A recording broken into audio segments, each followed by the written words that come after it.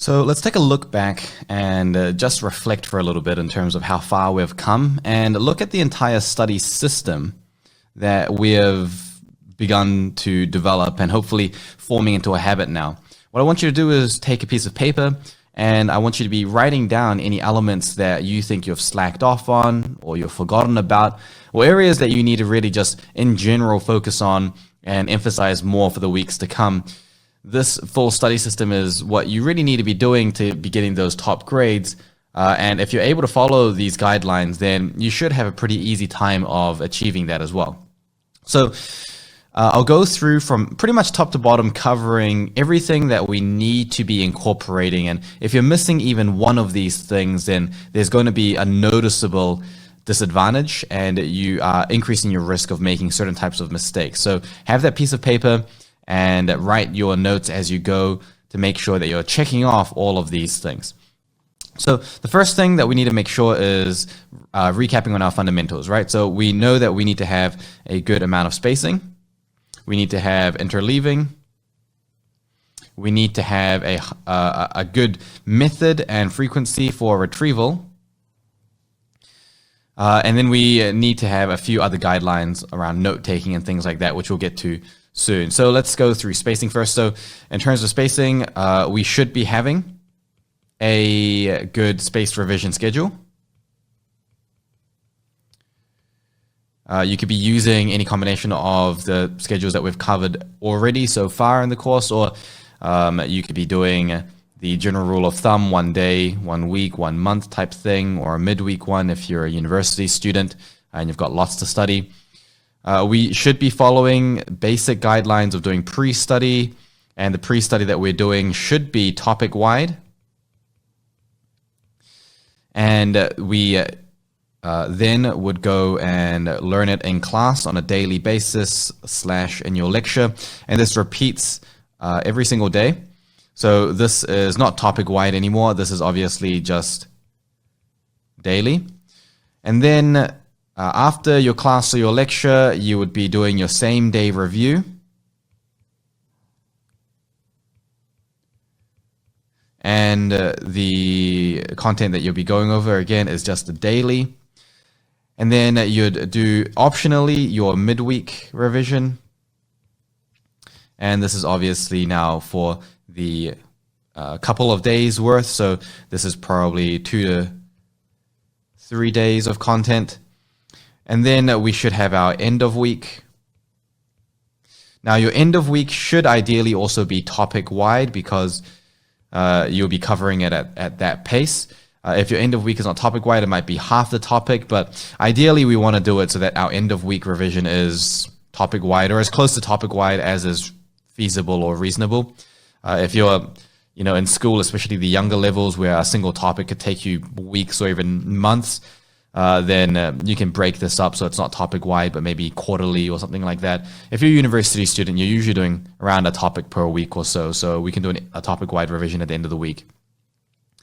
The next one is the end of month review. And the end of month will be multi-topic wide. And then we've got our pre-test reviews, which is entire subject wide, or at least up until the area that you're getting assessed on, at least. So that's your basic spacing that we need to be doing. And then through all of this, we need to be interleaving, as you guys already know. We should be interleaving all of this stuff constantly. All of the techniques, all of the spacing that we're doing should always be interleaved, but you guys should already obviously know that by now. So all of this stuff is interleaved. When we're doing our pre-study, because we're doing that topic-wide, we can be using our BHS aim shoot cycle. Here we're aiming to get around coverage of layer 1+2 of learning at least. This is our goal here. And you can go even into bits of layer 3 if you really wanted to and you had the time, but at the very least you want to be going through layer 1 and 2 during that time. There are other methods that you could be using depending on how refined your technique is, but the main one that we'll be using that we've gone through is just a simple aim shoot cycle without the need to skin yet. Remember that when we're doing that, we've got our relational priority, and we've also got our importance based chunking. Okay, very important, obviously. And all of this is going to allow us to do a very high efficiency first pass encoding, right? So this is allowing us to create high efficiency first pass encoding. And that's obviously from your working memory to your long term, and that reduces the amount of forgetting that you have. On the lecture day for that day's material, we're consolidating here, and we're aiming for layer 2+3, maybe parts of 4, and you may be consolidating on your layer 1 as well. We want to make sure that we are making our relationships at this stage are now accurate and very explicit. We don't want to just say, oh, they are linked together, because that's very weak. We want to know exactly what that relationship is and how that compares with other relationships. And then later that day, on our same day revision, when we're consolidating, we're already cleaning this. We're doing an addition. So for example, we're adding on the layer 3+4. And then at this stage, we can choose to skin the mind map. This is a great time to do it. And obviously all the auxiliary details that we're getting from textbooks, all of that sort of stuff will come in here as well. And at this point, we should really have around about 90 to 100% of the entire topic pretty well understood. And then we can also add on our memorization aids. So we can be introducing seamlessly modified method of loci plus minus flashcards with active flashcard management techniques on top of that, which should make it reasonably manageable and not overwhelming. Okay, so we've done the pre-study, we've done the class and lecture, we've done the same day revision, and you notice that at each step it's slightly interleaving it. The technique that we're using may be variation of aim and shoot and then going through skin, but the BHS system is inherently naturally interleaving. So just by following the BHS, you're actually interleaving it. So the next one will be the midweek revision, if you are doing the midweek revision. And the midweek one, at this point, we've already skinned it. So doing the same thing again is going to be lower yield. So at this point, this is really revision number 1 after the pre-study and the lecture or the class material. And one example of what we could be doing here is our creating challenge questions. We could be doing challenge questions. We could even do a mini brain dump for just that day's worth of information, and we could potentially make questions based on the weaknesses that we find from that. The idea here is that whatever we're doing, we're looking for gaps and weaknesses. We want to target those weaknesses as early in our revision cycle as possible. And again, these challenging questions, you can also swap these with friends to get a bit of diversity and just make it a little bit more interesting as well. Then comes our end of week revision. Our end of week revision, this is where we want to do our high volume retrieval practice. So that's obviously using things like brain dumps or whole part whole reteaching.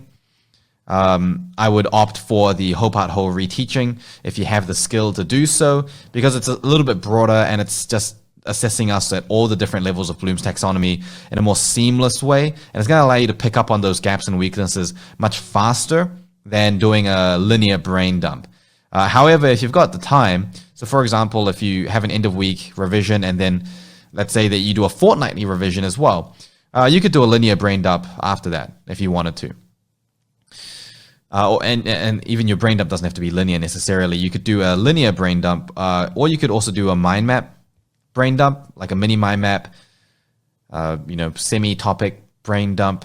So multiple different ways that you could do this. And then the next one, obviously after the end of week comes the end of month. And in your end of month, a great thing that you can do is actually be answering the questions that you've asked here. So this is now answering the challenge questions. You can do another type of high volume retrieval practice if you wanted to, like a linear or mind map brain dump. But another thing is, the good old fashioned past papers, practice questions if they're available to you. If you're writing essays, practice essays. And again, we're abiding by the same principle. We're always looking for our gaps and weaknesses. We're trying to find the areas that we're not sure about rather than just going through it mindlessly. And then the final stage is just pre-test. And in the pre-test period, we want to get that stylistic way of answering questions and the ability to retrieve and recall and the way that they may be testing us. So generally speaking, past papers during this period are a good way, as well as, quizzing each other with your friends, things like that. And, you could implement group study strategies that we've covered at any point throughout this, right? So at any point throughout this, you could be using, and by any point throughout this, I mean any point after the pre-study, really, you could be using any of the group study strategies that we've covered. So now what about retrieval? So retrieval needs to be done well. And the way that we're going to make sure that we're doing retrieval well is all of the stuff that I've already mentioned here in terms of the spacing and the interleaving continually throughout. We need to make sure that our flashcards are being done in parallel to our mainstream of studying. So mainstream of studying basically includes all of the stuff that we've talked about here. This is all the mainstream of studying. All of this stuff is your mainstream of studying. So when are you doing the flashcards? Well, you're doing them whenever they're due in parallel. You're doing them in parallel, and we want to make sure that we're leveraging off of that micro learning style, not batch. We need to make sure we're doing it micro learning. And remember, we're using active recall, but don't use pseudo recall. We want to make sure that it is true active recall whenever we're doing it. And this also comes through again when we're doing our notes. So that's the other point that I want to make, is general guidelines around how we should be writing our notes at any given point. Our notes should have always a degree of chunking, and that chunking should be importance based where possible. The layers 3 should go on your mind map, whereas your layer 4 should go on flashcards, plus minus other memorization tools, as well as bits of layer 3 that you think you're likely to forget. Flashcards, obviously, we're using all of our active flashcard management techniques, and they need to be digital. Remember, for all of those major reasons. And remember to follow the rule of 3, including the both variants of it, which is about what happens when you get it incorrect, and about how you can introduce more interleaving through modifying the question based on the rule of 3. So remember to do that, not just one of those. Your notes should be visualized. Okay, we're getting that hemispheric integration. We're wanting to make sure that we're using parts of our brain that aren't normally used in the learning process, especially the artistic and abstract representation and spatial arrangement of information. And then that's obviously going to come through with that modified method of loci that you're incorporating in there as well. So using different parts, leveraging off of spatial arrangement, leveraging off of the artistic parts of your brain, all of this stuff is going to really drive up that encoding efficiency higher as well, which is going to make your retrieval practice more effective. And obviously, by this point, it shouldn't even need to be said, but all of your notes need to be processed, okay? And everything that goes into processing your notes, make sure that we're always processing it, and we're using that brain power, we're optimizing that cognitive load as much as possible. We're not just going through passively. We're not finding it, it's so easy to just read this material and then yet have learned nothing at the end of it. We're making sure that we're using our brain power in order to process it, in order to do the chunking and to identify the layers and to create the relationships and to do the retrieval and the interleaving and the artistic expression. All of that stuff requires the input of brain power, okay, which is otherwise called cognitive load. and this needs to be maintained at all times. Your cognitive load should never really drop, and if it does, we're not really getting good learning out of it. So this is just a quick summary of everything that we need to be doing. And I haven't mentioned the obvious things that, shouldn't even need to be said by now, like don't ever copy verbatim what the teacher says. Don't just copy, from a textbook. Don't write notes without thinking about what you want to write first. Don't write anything before mentally simplifying it first. Like all of the really, really obvious things, the mistakes that most very low-level beginner students are making, you should be at a stage now where that is just completely obvious that you shouldn't be making those mistakes. But make sure that we've got both sides of the coin. We've got the encoding things, okay, using the aim shoot cycle and the skinning and the processing and the mind maps and the chunking and all of that sort of stuff. But make sure that we have the good spaced interleaved retrieval in there as well. We're not forgetting about that because, there are students out there who are horrible at their encoding and therefore they have a hard cap on their efficiency, but they do the spaced retrieval religiously.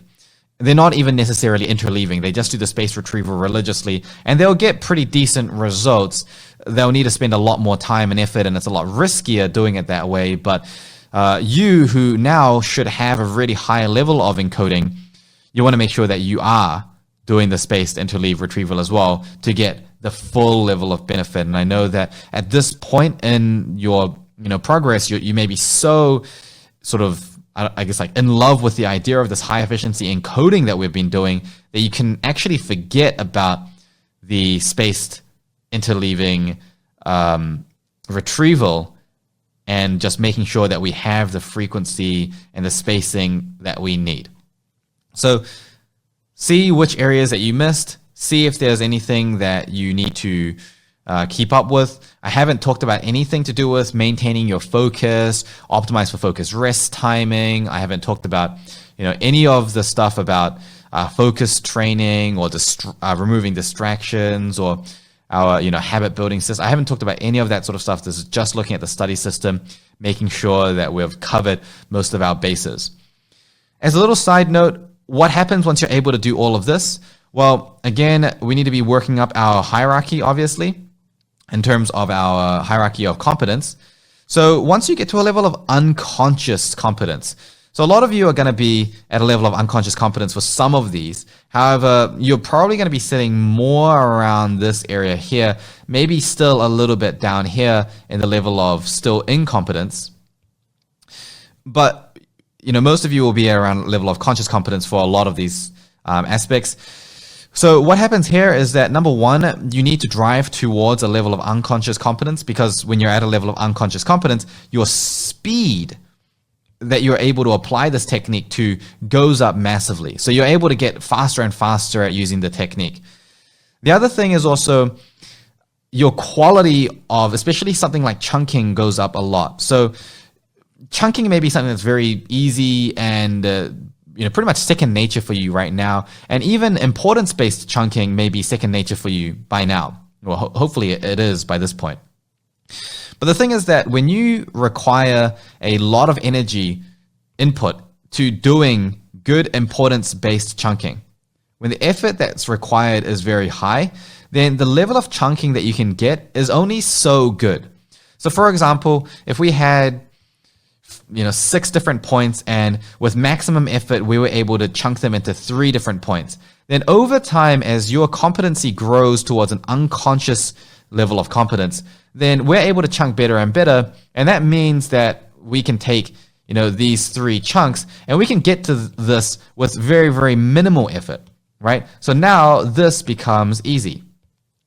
But this is kind of a false sense of confidence, because this may not be the best level of chunking possible. And I see this a lot with my more intermediate, higher level students. When the chunking process is second nature, they still calibrate their sense for how good the chunking is based on how good they were able to be when they were still a beginner. And they measure how much better they've become based on how much easier it is to do it. But we need to actually, again, make sure that we're using our brain power and optimizing our cognitive load. If it's easy, we're not actually going to get as much learning out of it as we could be able to get. So don't make it easy. We want to get even better at chunking. So now it's challenging once again, but it's not challenging to get to this level, but it's challenging to maybe get to this level, where we've found another level of chunking on top of it. So as your competency grows, the quality, especially of things like chunking, especially of things like finding that relational importance, even techniques like modified method of loci and your integration of that, these things become higher and higher quality, which make your studying process simpler and simpler and faster and makes your retention greater and greater as well. But you should never feel that the process of learning mentally doesn't require any brain power, because that means that you are failing in cognitive load. You need to actively maintain it. That's the active part of active learning. Just because you're good at active learning doesn't mean that you become passive again. Your active learning means that you just try harder and harder and harder. A really weak person tries really hard to lift 5 kilograms. A really strong person doesn't just settle for 5 kilograms. They try just as hard as a weak person, and they end up lifting 100 kilograms instead. So that's what you need to do. Don't be satisfied with lifting 5 kilograms. Be satisfied with lifting 100 kilograms. Keep things challenging. But then there's a stage after this as well. So once you are, you're continually driving that up and you're getting better and better, and all of these basic techniques that we've taught you are unconsciously competent, then the next step forward is about getting that real personalized adjustment. And that personalized adjustment is when you're taking various principles. So for example, you're taking the principle of interleaving, or you're taking the principle of microlearning, and you're driving up the amount of interleaving or the amount of microlearning that you're using in your system to suit your needs. So all of this is adjusting it for your own situation and for your own needs. So for example, when I work with competitive athletes, they often have a lot of training time. So they don't have time to just sit and study for a long period of time. They need to use a system that is much more micro-learning heavy. So their system is not going to look like this. It's not going to have the same type of spacing. It's not going to have even the same type of aim-shoot cycle. All of these techniques can then be adjusted to be more interleaving heavy or more micro-learning heavy, more relationally heavy. The multi-pass system is one that is designed for rapid sprints of burst studying. And that's an example of a small adjustment that can be made depending on your situation. But there are many other adjustments that can be made that are like that. So the next step is having a very deep understanding about some of the basic principles and the important principles that we've talked about, and how we can actually modify the techniques themselves to get the most out of that for different subjects, for different times of the year, for different stages of life, for when we're busy in different ways, a lot of these different things. So all of this stuff can seem very overwhelming for a beginner, but you guys know that you've just diligently gone through the course, and so you should actually be pretty good at almost everything that I've talked about, hopefully. So you just need to work on this, unless there were things that you slacked off on or you missed out on in the earlier stages before that I was talking about over here.